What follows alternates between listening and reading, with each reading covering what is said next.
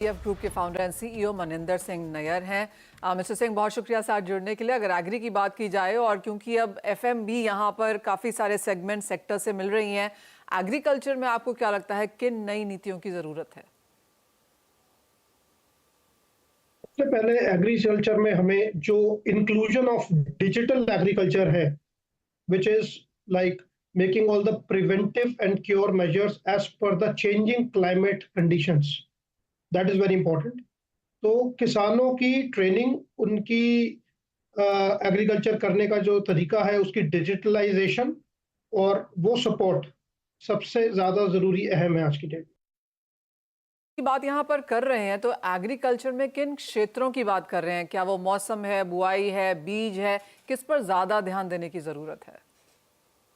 सबसे पहली प्रायोरिटी तो डिजिटल एग्रीकल्चर के अंदर अगर हम बात करें तो वो है क्रॉप मैपिंग की, कि हम जहाँ पे जो क्रॉप कर रहे हैं अभी उसकी वहाँ पे क्या वैल्यू है, क्या फ्यूचर है और हमें वहाँ पे एक्चुअल में क्या करना चाहिए पूरे साल। Number one. नंबर टू, जब हम एक क्रॉप प्लान करते हैं तो उसमें जो पानी लगाने की चीज़ है, जो बुआई की चीज़ है, जो right use of pesticides at the right places only rather than use of excessive pesticides, ये सब चीज़ें अगर हमारे पास मॉनिटर्ड हों, डेटा बैक्ड हों, तो we can save lot of input cost for the farmers और कीड़ा भी कम लगेगा और फसल भी अच्छी आएगी। मनिंदर जी, साथ ही साथ ऑफ कोर्स हम बजट का इंतजार कर रहे हैं। कॉन्वर्सेशंस अब दिल्ली में गर्माती हुई नजर आ रही हैं, लेकिन मिशंस तो काफी सारे तय किए जाते हैं, फंड एलोकेशन में देरी हो जाती है, उसे कैसे देखते हैं आप?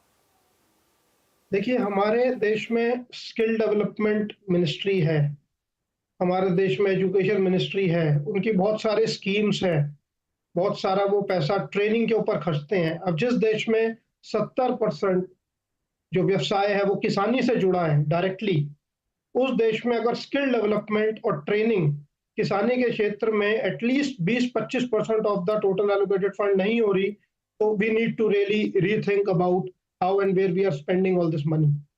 तो अगर हम किसानों के ऊपर स्किल डेवलपमेंट और किसानों के ऊपर आधुनिक ट्रेनिंग जो है और टेक्नोलॉजिकल ट्रेनिंग जो है उसके ऊपर पैसा खर्चेंगे, तो उसका लॉन्ग टर्म और शॉर्ट टर्म दोनों इफेक्ट ही हमारी कंट्री के लिए बहुत अच्छे हो। जी, ये तो ऑफ कोर्स नीतियों की बात हुई और एलोकेशंस की, लेकिन जहां तक पब्लिक और प्राइवेट सपोर्ट है यहाँ पर किसानों को लेकर, आपको लगता है उस पर भी यहाँ पर तवज्जो दी जाएगी? देखिए, प्राइवेट ट्रेड को स्पीड और मोमेंटम और सप्लाई चेन, ये सब चीजें बैलेंस करनी है, क्योंकि आपको पता है डिमांड बढ़ती जा रही है और सप्लाई होनी भी जरूरी है। और जब आप कोई भी ट्रांजिशन करते हैं केमिकल से ऑर्गेनिक में, ऑर्गेनिक से नेचुरल में, तो उसमें बीच में कुछ टाइम देना पड़ता है, कुछ पीछे बैठ के सोचना पड़ता है, कोई नई चीज करनी पड़ती है। और वो जो चेंज है, उस चेंज का अभी हमारी fast growing economy, fast pace economy में समय नहीं निकल पा रहा है। तो वो चेंज को कैसे हमें इनिशिएट करना है और उस चेंज को कैसे अडॉप्ट करना है at different levels of farming, this is something which really needs to be thought of and implemented in a very proper वे।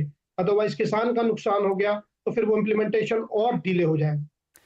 जी हाँ, और वो यहाँ पर एक काफ़ी लाउड वॉइसेस में, नॉइसेस में हमने बनता हुआ देखा भी है। मनिंदर, बहुत शुक्रिया आपका साथ में जुड़ने के लिए, और आशा यही है कि जो पॉइंट्स यहाँ पर रखे गए हैं लगातार आपसे भी और बाकी हमारे एक्सपर्ट से भी सरकार उनके ऊपर ध्यान देगी, क्योंकि 70% डायरेक्टली इनडायरेक्टली अभी भी एग्रीकल्चर के साथ जुड़ा हुआ है एज अ तबका, और नए स्किल डेवलपमेंट्स, नए इनकम अपॉर्चुनिटीज़ रूरल में कैसे मुहैया कराए जाएँ, आशा है उसके ऊपर यहाँ पर ज़रूर सुनने को मिलेगा। लेकिन इसी के साथ फिलहाल इस कार्यक्रम में इतना ही समय है। ब्रेक के बाद लेकर आएंगे आवाज़ समाचार।